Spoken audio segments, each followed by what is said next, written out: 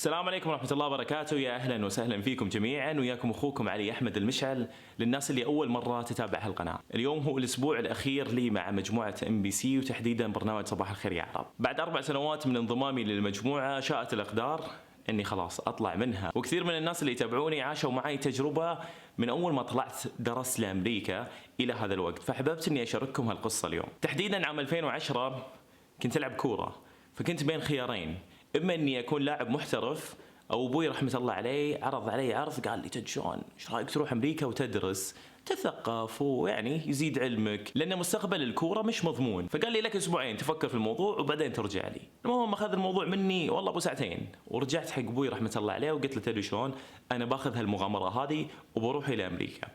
رحت الى امريكا وكان يفترض اني ادرس هندسه، بما ان ابوي رحمه الله عليه كان يشتغل في ارامكو، فكانت امنيه بالنسبه له ان ولده مثل كل اللي يشتغلون في ارامكو دائما يتمنون عيالهم يكونون يشتغلون في نفس الشركه. يوم رحت هناك فتحت قناتي على اليوتيوب، وبعد ما فتحت القناه انتشرت شويه وحبيت موضوع الاعلام.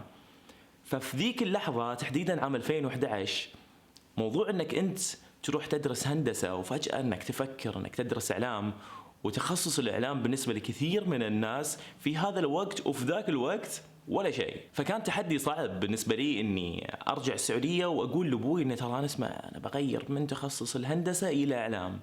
لكن رحمة الله عليه أول ما قلت له قال لي اسمع، قال لي هذه حياتك، أنت الشيء اللي تحب إنك تسويه سوى. ففعلا درست إعلام، وكثير من الناس في ذاك الوقت كانوا يقولون لي إيش بتسوي في هالتخصص هذا، بتتخرج وبتجلس ببيتكم. وانا من الناس اللي مؤمنه ان اي مؤسسه تعليميه ما راح تعطيك اكثر من 35%، الباقي انت تكتسبها في فتره دراستك الى اي شيء في الحياه. وفعلا عام 2015 اول ما رجعت والله لك الحمد يعني جاني عرض من MBC، وفي ذاك الوقت كان يعني ما تتخيلون كان العرض جدا زهيد، كنت استلم 12,000 درهم في الامارات، والعيشه في الامارات صعبه جدا، لكني قبلت بالعرض الوظيفي لأني كنت أطالع للمستقبل. وأول سنة عشت عيشة صعبة، لكن كنت أبي أتعلم وأثبت للناس أن عندي شيء ممكن أني أقدمه. مرت الأيام والسنين واللهم لك الحمد كانت تجربة ثرية جدا، تطورت فيها حبة حبة، تعلمت من هالمؤسسة الشيء الكثير. وبعد تقريبا 4 سنوات أول ما جات لي الفكرة أني أستقيل،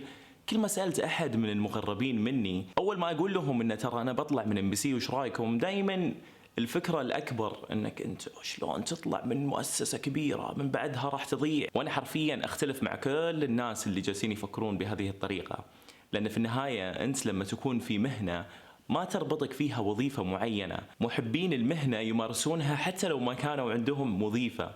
وأنا في هذا الوقت هو اللي أسعى له، إن ما تكون عندي وظيفة في الفترة هذه، إنما أقدم محتوى إعلامي يفيد الناس. وتجربة صعبة ولا أدري حرفيا، أنا جالس أقول إن أنا اتخذت قرار ممكن إنه يكون كويس ممكن إنه يكون سيء، لكن حرفيا متعة الحياة في المحاربة من أجل الوصول إلى الأهداف. وفي مقولة جميلة تقول إن الطريق إلى الهدف أجمل بكثير من الوصول إلى الهدف. فتخيلوا إن الواحد يعيش بدون أهداف ما يسعى أنه يوصل إلى ولا شيء. الموضوع هذا يعيشه كثير من الشباب في هذا الوقت، اللي هي الحيرة، هل أجلس في وظيفتي رغم أني مش مرتاح ولا أطلع منها؟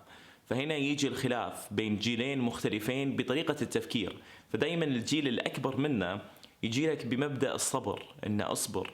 في كثير من الناس مو مرتاحين في وظائفهم، بينما الشباب عندهم تفكير آخر، انه يقول لك لا والله بصراحة انا الحياة بعيشها مرة فخلني اجرب. ولا في شيء صح وفي شيء خطأ، حنا كلنا هالحياة هذه بنعيشها مرة. لكن اعتقد الفرق الاكبر اللي ممكن انه يصير لما يطلع الانسان من الوظيفة اللي هو جالس بيها، اللي هي يعتبر الامان الوظيفي، اللي دائما نهاية الشهر عندك انت راتبك المضمون.